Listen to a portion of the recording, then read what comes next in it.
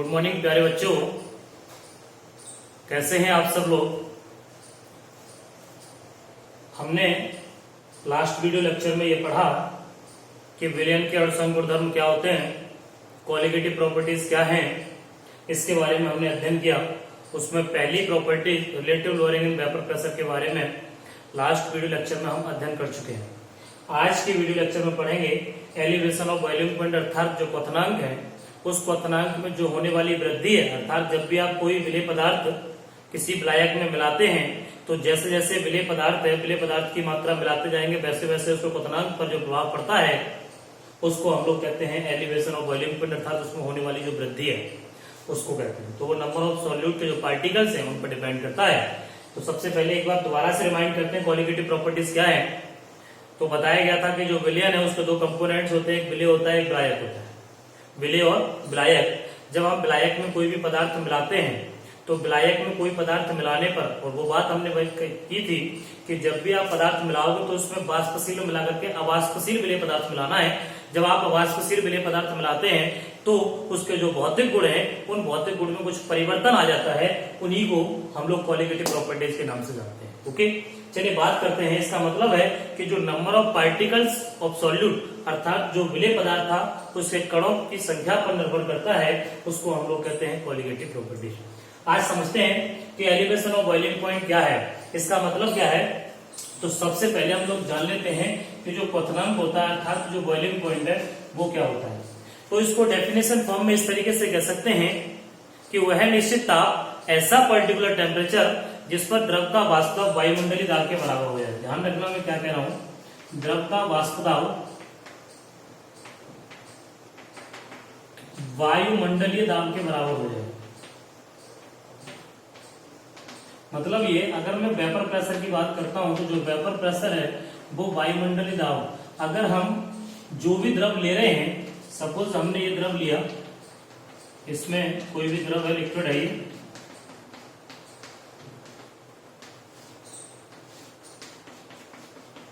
अगर इसके चारों ओर का जो वायुमंडलीय दाब है वो 1 एटमॉस्फेयर अर्थात 1 वायुमंडलीय दाब हो, तब आपने ये द्रव लिया है। अगर मैं इसको गर्म करना स्टार्ट करता हूं, जैसे ही गर्म करेंगे तो हम पहले जान चुके हैं एक द्रव है तो इसकी वाष्प उठेंगे।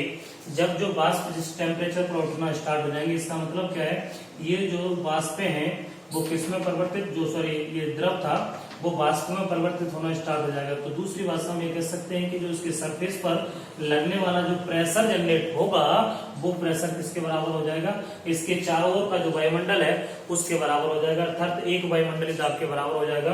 उसी टेम्परेचर को हम लोग कहते हैं, अगर ये मेरे पास सॉल्वेंट ले लिया मैंने, कोई भी द्रव है उसको सॉल्वेंट मानता हूं, तो जो T0 है, T0 का मतलब है जो विलायक था, शुद्ध अवस्था थी, शुद्ध अवस्था में जो इसका ताप होगा उसको हम लोग कहेंगे विलायक का क्वथनांक। ध्यान रखना, T0 के नाम से जानते हैं। अब आप क्या करने वाले हैं, जस्ट इसमें आपने कोई भी, ये सॉल्यूट है, सॉल्यूट से मेरा मतलब है कुछ चुटकी भर सिंधु नमक ले सकते हो, या उसमें सपोज चीनी वगैरह कोई भी चीज, वो आपने इसमें मिला देनी है। जैसे आप मिलाएंगे तो मिलाने पर देखते हैं कि जो वेपर्स थी अब वो बनना बंद हो जाएंगी। अर्थात बनना बंद होने से मतलब क्या है कि जो वेपर्स है, जो वाष्प है, वो वाष्प क्या हो जाएंगे, कम हो जाएंगे, अर्थात जो दाब लग रहा था वो क्या हो जाएगा, घट जाएगा। अब वाष्प दाब का जो घट रहा है, अब वाष्प दाब जब घटेगा तो आप क्या, आपको लगता है कि ये उसी टेम्परेचर पर दोबारा से बॉयल हो जाएगी जिस पर ये पहले से हो रहा था? इसका मतलब नहीं। क्यों? क्योंकि आप ये देख रहे हैं कि जो ये लिक्विड था, उस लिक्विड का जो सरफेस था, इस सरफेस पर पहले क्या था, केवल लिक्विड के पार्टिकल्स यहाँ प्रेजेंट थे। अब क्या है कि लिक्विड के पार्टिकल्स, जो द्रव के पार्टिकल्स हैं, द्रव के पार्टिकल्स के साथ यहाँ जो ठोस पदार्थ है, जो ठोस पदार्थ का मतलब क्या है, अवाष्पशील विलेय पदार्थ, जो आपने चाहे नमक लिया हो या चीनी ली हो, तो जो चीनी के पार्टिकल्स है वो भी कुछ पार्टिकल्स यहाँ पर उपस्थित होंगे। जब आप इसे हीट करेंगे तो हीट करने पर क्या आपको लगता है उतने टेम्परेचर पर होगा? नहीं, अब ये इतने टेम्परेचर पर बॉयल होना स्टार्ट नहीं होगा, अर्थात जो ये वायुमंडलीय दाब है 1 एटमॉस्फेयर, उसके बराबर उस टेम्परेचर पर नहीं होगा। कारण कि इसके सरफेस पर जो नमक है उसके भी पार्टिकल्स प्रेजेंट है, या चीनी है उसके भी पार्टिकल्स प्रेजेंट है, जो इस द्रव की वाष्प बनने थी उसका विरोध करेंगे। अर्थात अब ये इसको बनने से रोकने का प्रयास करेंगे। तो क्या आपको लगता है कि ये उसी टेम्परेचर पर बॉईल होगा? नहीं, उस टेम्परेचर पर बॉईल नहीं होगा। इसका मतलब है कि हमें टेम्परेचर को बढ़ाना पड़ेगा। अगर हमने इस टेम्परेचर को नहीं बढ़ाया, जैसे आप कभी भी कोई भी काम कर रहे हैं और काम करते समय सपोज आप इस दीवार को धक्का लगा रहे हैं और दीवार को धक्का लगा रहे हो और लगाते समय पर अगर आपको कोई भी व्यक्ति आकर के रोक ले, अर्थात आपको पीछे धकेलने का प्रयास करे, तो आप उसी तरफ से उस दीवार को उधर खिसकाने का प्रयास कर रहे हैं, किसी चीज पर उतना दम लगा रहे हो, तो क्या आप उसी नियम से लगाते रहोगे?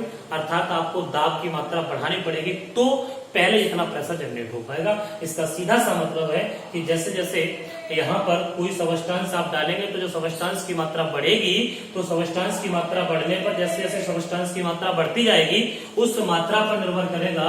इसका मतलब है उसका जो बॉइलिंग पॉइंट है वो बढ़ेगा।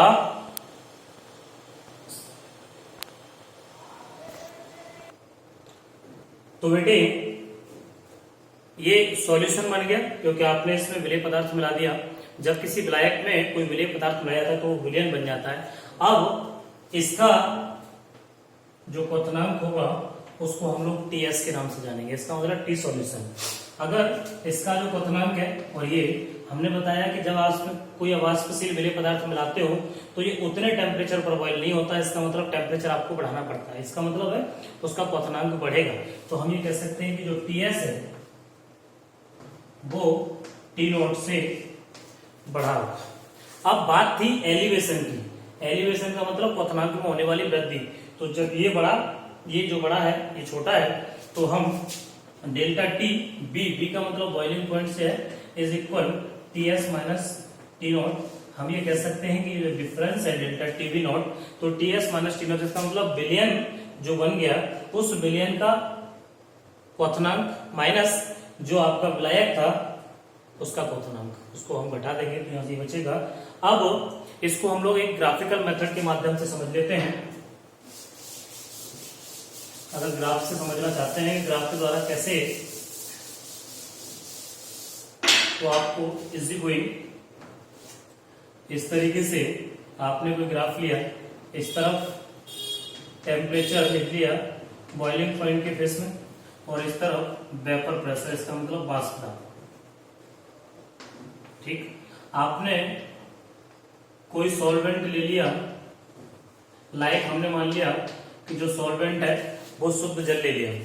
जब आप जल लेंगे तो जल लेने पर आप ये जानते हैं कि इसका कुछ ना कुछ अपना, सपोज हम ये मान लें कि इस समय जल जो है या जो भी विलायक आप लेंगे वो इस टेम्परेचर पर, और उस समय उसका इतना वाष्प दाब रहा होगा। ठीक है, अब क्या करते हैं, जैसे जैसे आप, ये तो आपको पता है कि टेम्परेचर बढ़ाएंगे तो टेम्परेचर बढ़ने के साथ साथ उसका वाष्प दाब भी बढ़ेगा।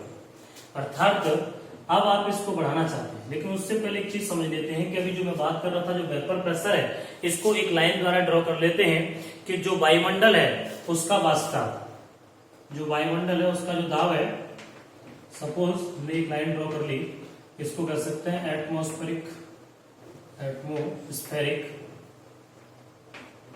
जो प्रेशर है, जिसको वायुमंडलीय दाब कहते हैं, ये हमने मान लिया कि एक वायुमंडल है। ठीक, आपके पास ये शुद्ध विलायक है, इसको सॉल्वेंट कहते हैं। इस समय यहां से आपने इसको गर्म करना स्टार्ट किया, इसका मतलब टेम्परेचर बढ़ा। आप देख रहे हैं टेम्परेचर बढ़ेगा तो टेम्परेचर के बढ़ने के साथ साथ इसका जो वाष्प दाब है वो भी बढ़ेगा। इसका मतलब जैसे जैसे आप टेम्परेचर बढ़ा रहे थे तो इसका वाष्प दाब बढ़ रहा था। अब ये उस पॉइंट पर पहुंच गया, अर्थात इसका जो वाष्प दाब है वो वायुमंडलीय दाब अर्थात 1 एटमॉस्फेयर के बराबर हो गया। तो इस ताप पर ये उबलना प्रारंभ हो जाएगा, जिसको हम लोग नाम देते हैं, ये कह सकते हो आप कि ये टी नॉट हो जाएगा। टी नॉट का मतलब है ये शुद्ध विलायक था, तो शुद्ध विलायक जितने टेम्परेचर पर बॉईल हो रहा है, तो टी नॉट का मतलब क्या है कि जो टी नॉट है उस टी नॉट को आप कह सकते हो कि ये बॉइलिंग पॉइंट है किसका, सॉल्वेंट का। जो आपके पास प्योर सॉल्वेंट था उसका बॉइलिंग पॉइंट है। अब क्या किया आपने, इसमें कोई विलेय पदार्थ मिलाया, जैसे जैसे विलेय पदार्थ मिला देंगे तो इसका जो वाष्प दाब है वो कैसा हो जाएगा बेटे, घट जाएगा। अब आप इसे उबालना चाहते हैं, अर्थात उसे बॉईल करना चाहते हैं तो क्या करेंगे? क्या आपको लगता है ये उसी टेम्परेचर पर, जितने टेम्परेचर पर था उतने पर उबल जाएगा? नहीं, लेकिन एक वायुमंडलीय दाब करने के लिए आपको क्या करना होगा? ये टेम्परेचर बढ़ाना पड़ेगा। बढ़े हुए टेम्परेचर के साथ ये बेटे कन्वर्ट हो जाएगा आपके। अब यहां जाकर के ये किस में कन्वर्ट हुआ? वेपर्स में। अर्थात जो ये कह सकते हैं कि जो इसका वाष्प दाब है वो इस टेम्परेचर पर, क्योंकि अब ये सॉल्यूशन बन गया, आपने इसमें सॉल्यूट मिला दिया तो मैं इसको टीएस के नाम से दे रहा हूं। तो टीएस क्या हो जाएगा? ये बॉइलिंग पॉइंट हो जाएगा सॉल्यूशन का, क्योंकि अब आपने क्या मिला दिया इसमें? आपने इसमें सॉल्यूट मिला दिया। अब आप एक चीज नोटिस कर पा रहे होंगे कि जैसे जैसे अगर मैं इसमें विलेय पदार्थ की मात्रा और बढ़ा दूं, अर्थात तो सॉल्यूट का अमाउंट और बढ़ा दूं, जैसे जैसे सॉल्यूट के पार्टिकल्स आप बढ़ाएंगे वैसे वैसे इसका जो टेम्परेचर है वो और बढ़ता जाएगा। टेम्परेचर बढ़ने से मतलब इसका क्वथनांक बढ़ेगा। तो हम ये कह सकते हैं कि जैसे जैसे ये चीज क्या हो रही है, किस पे डिपेंड कर रही है? नंबर ऑफ जो सॉल्यूट पार्टिकल्स, अर्थात तो विलेय पदार्थ की मात्रा आप बढ़ाते जा रहे हो, जैसे जैसे विलेय पदार्थ की मात्रा बढ़ा रहे हो वैसे वैसे इसका टेम्परेचर अर्थात जो क्वथनांक है वो भी क्या कर रहा है बेटे? बढ़ रहा है, तो बूम कर रहा है। तो हम ये कह सकते हैं कि किस पे डिपेंड करती है? इसको हम लोग कहते हैं कॉलिगेटिव प्रॉपर्टीज। क्यों? क्योंकि ये नंबर ऑफ सॉल्यूट के पार्टिकल्स जो विलेय पदार्थ है उसके कणों की संख्या पर निर्भर करती है। आप विलेय पदार्थ की मात्रा बढ़ाते जा रहे हैं वैसे वैसे इसका क्वथनांक भी आगे को बढ़ रहा है। और जो क्वथनांक बढ़ेगा, जब क्वथनांक बढ़ेगा ये कह सकते हैं, तो हम ये क्या कह रहे हैं? ये क्या बन जाता है? उसको कहते हैं हम लोग एलिवेशन। तो उसमें कितनी वृद्धि हुई है इसको जानते हैं डेल्टा टी बी के नाम से। टी बी का मतलब B for boiling point, delta का मतलब है इसमें डिफरेंस जो हो रहा है किसका ज्यादा है? जो टीएस है सॉल्यूशन उसका क्वथनांक ज्यादा है, तो टीएस माइनस टी नॉट इस तरीके से निकाल सकते हैं। ठीक, अब हम बात करते हैं, ये हमने ग्राफिकल के माध्यम से समझा। अब हम बात करेंगे एक्सपेरिमेंटली, अर्थात इसे मैथमेटिक फॉर्म में किस तरीके से डेराइव कर सकते हैं, निकाल के सकते हैं। तो सॉल्व करने के लिए देखिए कंसीडर कर लेते हैं कि let the boiling point of pure solvent, जो भी प्योर सॉल्वेंट होगा उसका आप बॉइलिंग पॉइंट मानेंगे टी नॉट। अब आपने इसमें कोई विलेय पदार्थ मिला दिया, अर्थात कोई सॉल्यूट पार्टिकल्स मिला दिए। सॉल्यूट पार्टिकल्स मिलाने पर आप इसे नाम भी दे सकते थे, तो टी नॉट हो जाता। अब आपने इसमें क्या किया कि सॉल्यूट पार्टिकल्स मिलाए। जैसे आप सॉल्यूट पार्टिकल्स मिलाएंगे तो बन जाता है सॉल्यूशन, और जब सॉल्यूशन बनेगा तो उस सॉल्यूशन का जो बॉइलिंग पॉइंट होगा वो बढ़ेगा, तो टीएस हो जाएगा। मैं बात कर रहा था एलिवेशन की, अर्थात इसमें होने वाली जो वृद्धि है, तो एलिवेशन इन बॉइलिंग पॉइंट, अर्थात इसके बॉइलिंग पॉइंट में होने वाली जो वृद्धि है। हमें पता है कि जो सॉल्यूशन है उसका क्वथनांक ज्यादा है सॉल्वेंट के से, तो क्या हो जाएगा? लिख सकते हो कि boiling point of solution minus boiling point of pure solvent. इसमें से घटा करके मैं सीधा लिख रहा हूं टीएस माइनस टी नॉट, इसको delta T B for boiling point denote करते हैं, तो टीएस माइनस टी नॉट। आप चिंतित ना हो, अगर किसी बुक में इसको ए मान लिया है तो टी नॉट ए लिख सकता है, और ये जो सॉल्यूशन है तो इसके लिए चाहे टीएस लिख दो, यहाँ भी लिख सकता था बॉइलिंग पॉइंट के लिए, यहाँ भी लिख सकता है। तो इसका मतलब ये सॉल्यूशन के लिए मान लेंगे और ये सॉल्वेंट के लिए मान लेंगे। तो इस तरीके से आप इस आसानी से कैसे भी लिख सकते हैं, कोई ज्यादा अंतर नहीं आने वाला। तो जो डेल्टा टी बी नॉट आया है एलिवेशन इन बॉइलिंग पॉइंट, इसका मतलब जो बॉइलिंग पॉइंट है क्वथनांक उसमें होने वाली जो वृद्धि, अगर हम एक्सपेरिमेंटली बात करें तो जो एक्सपेरिमेंटल प्रैक्टिकल की ड्यू टू निकालते हैं, एक्सपेरिमेंटली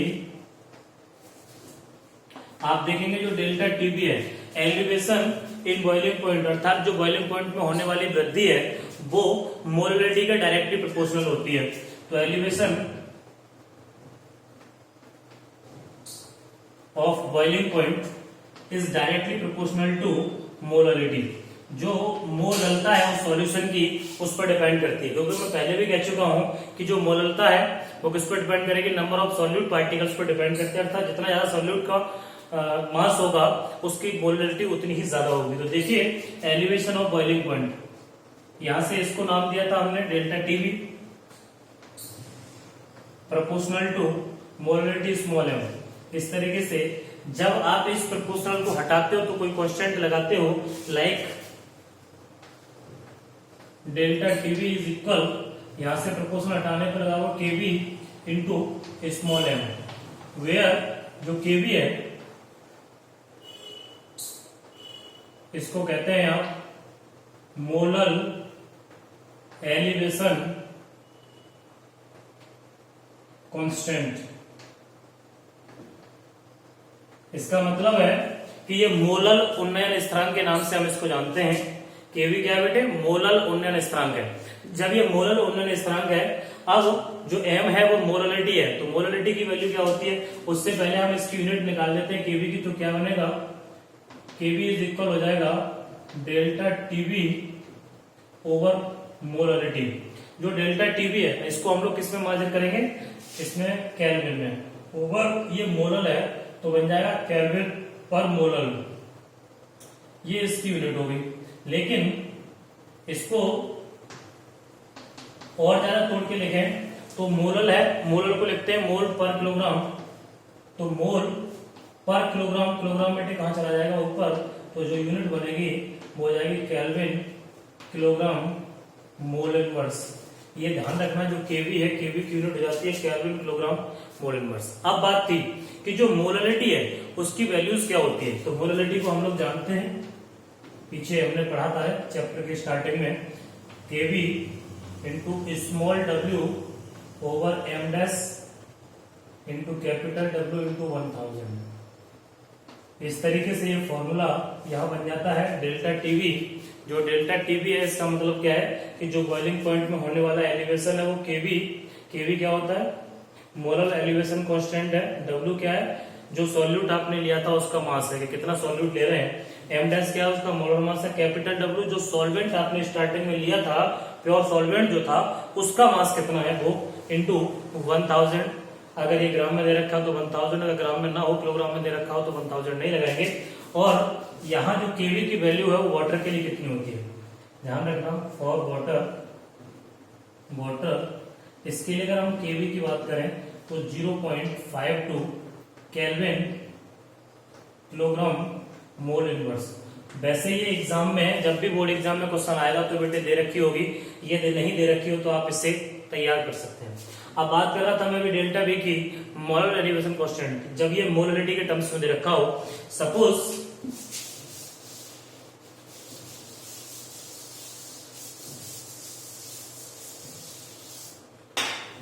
यहां जो केवी है हम यहां 1000 लगा हुआ है। अगर मोलर मास पूछा उसने तो केवल यहां से सीधा ट्रांसफर कर देंगे। तो मोलर मास अगर आप सॉल्यूट का पूछ रहा है, क्वेश्चन में पूछता है कि मोलर मास ऑफ सॉल्यूट, तो आप इसे ट्रांसफर करेंगे सीधा। तो M dash is equal KV into small W into 1000 over M dash की जगह बेटी डेल्टा टीवी हो जाएगा। तो delta TV into capital W जो सॉल्वेंट का मास है। इस तरीके से आप आसानी से फाइंड आउट कर सकते हैं। अब एक समझने वाली बात क्या है कि जो केवी इंटू 1000 है, अगर मैं इस समय जो सॉल्वेंट था ये मान के चले हैं कि हमने 1000 ग्राम में लिया है, कितने में? 1000 ग्राम में। अगर ये वैल्यू हम पर 100 ग्राम के हिसाब से निकाल लें कि प्रति 100 ग्राम में हो तो क्या हो जाएगा? तो बेटे जो केवी है जो हमने यहाँ पर मोलर एलिवेशन कांस्टेंट लिया था उसकी जगह कितना हो जाएगा? कब? जब हम 1000 की जगह कितना रखते हैं? 100, अर्थात 1000 की जगह अगर हम लोग 100 पुट करते हैं देन बन जाएगा, इफ में डेल्टा टीवी के लिए, तो डेल्टा टीवी इज इक्वल, यहां से ये बनेगा केवी की जगह में सिर्फ के लगा रहा हूं इंटू डब्ल्यू इंटू जो 1000 था उसकी जगह बेटे 100 हो जाएगा, और इसकी जगह m dash into capital W. ध्यान क्या रखना है कि अब हम बात कर रहे हैं कि उसके प्रति 100 ग्राम ब्लायक में कितना बोल रहे हो उस पर डिपेंड करेगा। पहला कितना था? प्रति 1000 पे था, अर्थात किलोग्राम पे। अब मैं 100 की बात कर रहा हूं तो 100 के टर्म्स के हिसाब से इसका मतलब क्या है? जो के है वेयर के इज, इसका नाम हो जाएगा मोलर और मॉलिक्यूलर एलिवेशन कांस्टेंट।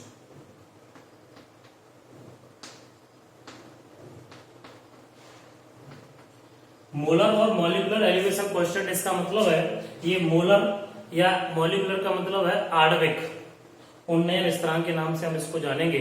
जब के वैल्यूज कितनी है इसकी 1000 या 100 कर देंगे। इसका मीन्स है कि अगर हम के की बात करें तो के 100 भी लिख सकते थे आप, इसको यहाँ पे जो लिखा था उसकी जगह के बी की जगह के 100 भी यूज कर सकते हो। तो के इज इक्वल कितना हो जाएगा, के बी इंटू 10। जो के की वैल्यू है वो के बी का कितना टर्म्स हो जाती है, 10 टर्म्स। तो हम ये कह सकते हैं कि जो मोलर एलिवेशन कांस्टेंट है वो मोलर एलिवेशन कांस्टेंट का 10 टर्म्स होता है। ठीक, इस तरीके से हम लोग लिख सकते हैं। अब बात कर रहे हैं यहाँ से, ये जब वैल्यूज आ जाती है तो आप इन वैल्यूज के आधार पर अगर उसने मोलर से क्वेश्चन पूछा है तो आप मोलर से फाइंड आउट कर सकते हैं, यदि मोलर के बेस पर पूछा है तो मोलर के बेस पर कर सकते हैं। अब मैं पुनः यहाँ पहुंचता हूँ 1 मिनट के लिए कि अपने पास ये वैल्यूज थी delta TV is equal KV into small M. अगर हम इसको डिफाइन करें तो परिभाषित कैसे करेंगे वो समझ लेते हैं। इसका मीन्स क्या है कि इफ अगर ये मान लें कि एम इज इक्वल 1 मोलर दे रखा हो, 1 मोलर दिया है तो क्या करेंगे, डेल्टा टीवी अगर ये वैल्यू जब पुट करेंगे तो बन जाएगा केवी। और केवी क्या होता है, मोलर एलिवेशन कांस्टेंट है। डेल्टा टीवी क्या है, उसमें होने वाली जो वृद्धि है बॉइलिंग पॉइंट में उसको जानते हैं। अर्थात एलिवेशन और boiling point, elevation boiling point किसके इक्वल होगी, मोलर एलिवेशन कांस्टेंट के इक्वल होगी। या कह सकते हैं कि कब, जब उसकी जो कंसेंट्रेशन अर्थात उसकी जो मोलरिटी है उस सॉल्यूशन की जिसकी मोलरिटी 1 मोलर हो, कितनी हो, 1 मोलर। कह सकते हैं 1 मोलर वाले सॉल्यूशन की जो एलिवेशन और बॉइलिंग पॉइंट है अर्थात उसमें होने वाली जो वृद्धि है उसी को हम लोग मोलर एलिवेशन कांस्टेंट के नाम से जानते हैं। ठीक है, इस तरीके से यहाँ से फाइंड आउट कर सकते थे। अगर m की जो वैल्यूज है इसका मतलब क्या है, जो w दे रखा है यहाँ में जो m की वैल्यू है मोलरिटी वो मैंने 1 मोल माना, इसका मतलब क्या है 1 मोल पर केजी। तो हम इसको ये समझ सकते हैं कि उसके 1 किलोग्राम में 1 मोल जो भी आपने सॉल्यूट पार्टिकल्स लिए वो डिसॉल्व हो रहे हैं। देन तक कोई भी आप पार्टिकल्स ले सकते, सपोज आपने अगर ग्लूकोज लिया तो हम ये कह सकते हैं जो ग्लूकोज है उसके 180 ग्राम को, 180 ग्राम मैंने क्यों लिया, क्योंकि इसका जो मोलर मास है वो 180 होता है। तो जब हम नंबर ऑफ मोल्स निकालने और अपने को 1 मोल निकालना हो तो हम ये कह सकते हैं कि given mass over molar mass 180 से डिवाइड करेंगे तो देन ये 1 मोल हो जाएगा। तो ये कह सकते हैं कि अगर हम 180 ग्राम को जब 1 मोल 1 किलोग्राम ऑफ जो अपने पास सॉल्वेंट दे रखा है उसमें जब डिसॉल्व करेंगे देन उस समय उसका 1 मोल माना जाएगा। तो 1 मोल ग्लूकोज उसमें डिसॉल्व होता है, उस समय जो उसमें होने वाली वृद्धि है उसी को हम लोग मोलर एलिवेशन कांस्टेंट अर्थात मोलर उन्नयन स्थिरांक के नाम से जानते हैं। इस तरीके से डेरिवेशन होता है। देन अब बात करने वाला हूं यहां से इस पर बेस्ड प्रॉब्लम्स हैं, तो उन प्रॉब्लम्स को आप लोग सॉल्व कर सकते हैं। जितनी ज्यादा से ज्यादा प्रॉब्लम्स को सॉल्व करेंगे उतना ज्यादा बेटर वे में सीख पाएंगे। अगर यहां अपने को जो सॉल्यूशन दे रखा है अगर उसकी एंथैल्पी दे रखी हो अर्थात थर्मोडायनामिक्स की फॉर्म में जो वेपराइजेशन एंथैल्पी है अगर वो दे रखी हो तो आप उसमें होने वाले चेंजेस को क्या कर सकते हैं, जो केबी है मोलर एलिवेशन कांस्टेंट उसको कैसे निकालेंगे उसको देख लेते हैं। तो ये बन जाएगा केबी इज इक्वल आर इंटू, मैं यहां लिख रहा हूं टी नॉट। टी नॉट का मेरा मतलब है जो विलायक दे रखा था अपना जो सॉल्वेंट है उसका जितना बॉइलिंग पॉइंट होगा वो इंटू, और ये स्क्वायर है इसका, into molar mass over 1000 into मैं लिख रहा हूं डेल्टा वेपराइजेशन ऑफ एंथैल्पी ये। तो यहां से केवी की वैल्यूज कभी निकालनी हो ये ध्यान रखनी है थर्मोडायनामिकली, थर्मोडायनामिक्स के अकॉर्डिंग है। यहां ये वैल्यूज लिख सकते हो कि कितनी वैल्यूज किसकी है, तो वेयर जो केवी वो मोलर एलिवेशन कांस्टेंट है। ये सीधा फॉर्मूला है बट अपने एनसीईआरटी के सिलेबस के हिसाब से नहीं है, लेकिन कंपटीशन में बैठने वाले बच्चों को सीधा फॉर्मूला याद कर लेंगे तो आसानी से फाइंड आउट कर सकते हैं। आरबीटी गैस कांस्टेंट है, इसकी जो वैल्यूज होती है वही 8.314 joule kelvin inverse, mole inverse. अब जो m है वो मोलर मास है, मोलर मास ऑफ सॉल्यूट। जो भी आपने सॉल्यूट लिया है उसका मोलर मास है। डेल्टा वेपराइजेशन ऑफ एंथैल्पी, तो ये वेपराइजेशन एंथैल्पी है।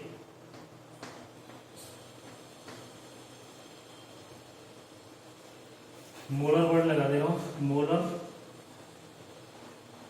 वेपराइजेशन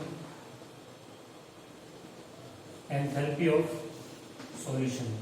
जो भी आपका सॉल्यूशन है उसकी वेपराइजेशन एंथैल्पी की वैल्यूज है। अगर ये सारी वैल्यूज पता हो तो आप आसानी से जो केवी है उसकी वैल्यूज निकाल सकते हो, केल्विन, किलोग्राम और मोल इनवर्स। इस तरीके से आसानी से इसे फाइंड आउट कर सकते हो। ठीक है, केवी की वैल्यूज ये ध्यान रखना है। अब मैंने आप लोगों को बता दिया जो वाटर है, वाटर के लिए जो केवी है उसकी जो वैल्यूज लगाते हैं वो 0.52 केल्विन किलोग्राम मोल इनवर्स लगाते हैं। ठीक है, ये मोलर एलिवेशन कांस्टेंट है। जैसे मोलर की जगह मोलर वर्ड लगा दोगे तो ये जो वैल्यूज है 0.52 उसकी जगह हो जाएगी 5.2। ठीक, के की जगह तो यहाँ 5.2 केल्विन, और यहाँ पर 100 ग्राम हो जाएगा 100 ग्राम और मोल इनवर्स था ही। तो ये इतनी वैल्यूज अपने को ध्यान रखनी है। 5.2 है लेकिन ये है किसके लिए, वाटर के लिए। वैसे दे हुई रखी आएगी। अब आप इस पर बेस्ड न्यूमेरिकल आराम से कर सकते हैं। तो हम नेक्स्ट वीडियो लेक्चर में इस पर बेस्ड कुछ एनसीईआरटी प्रॉब्लम्स को सॉल्व करेंगे। Thank you.